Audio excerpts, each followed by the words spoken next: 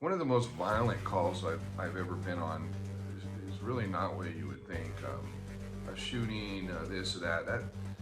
Yeah, that's violent, but I'm talking about somebody with, that does something to another human being that you really don't see that often. So it started at a fast food place in the corner of Costa Mesa and Santa Ana. Um, and we got a call. It was really early in the morning and unusual on a weekend. And we got a call that a male was beating a female with a gun. And we started going there, Code 3, of course, as well as Costa Mesa PD did.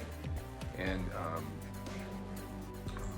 then on our way, then we get an update that that she's laying face down on the sidewalk, and he's smashing her face into the sidewalk. Kind of vicious, right?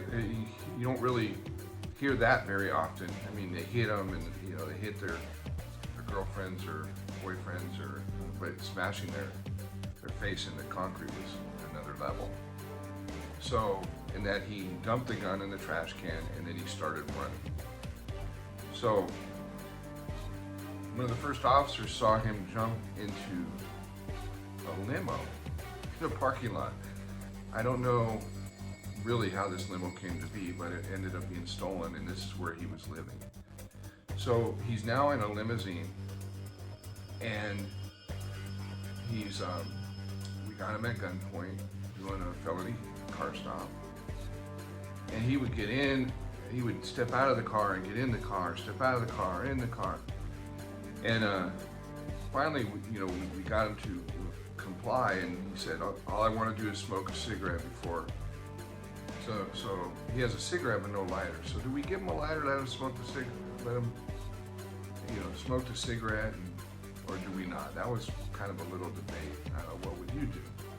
I mean, I guess there's, grand ideas. Well, what if he starts a fire, and what if he does this, and what if he smokes a cigarette and complies, and there's no further violence?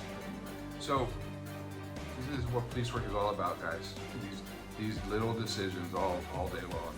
So he decides at some point that he's just going to run and take off. So he runs around the car and takes off away from us, crossing Sunflower Avenue, and we go in chase. We leave some people with the car just in case there's other people there.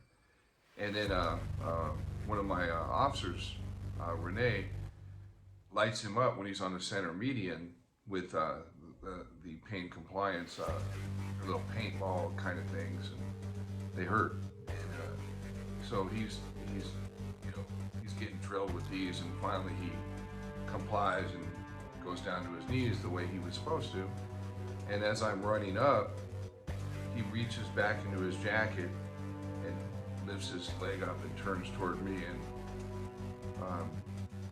I get lucky.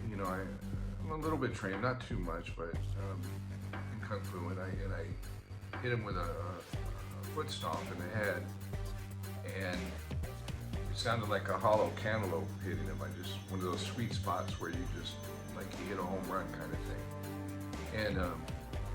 And he went out. And we hooked him up. As soon as he revived again, he started getting violent again, but he was in handcuffs, so much better. Ended up kicking the windows out of the police car, so we had to hobble him. Yeah, the guy was an animal, big time animal. One of the most violent people, just because the poor girl, messed her face up. It was horrible. And we never put two and two together on that whole thing and what it exactly was. We arrested him, of course, with all those charges, but sometimes you just never figure out what the real story is, and that was one of them. But a very, very violent call. All you retired officers, send in your calls that are interesting and that we'd like to hear about. All right, thank you.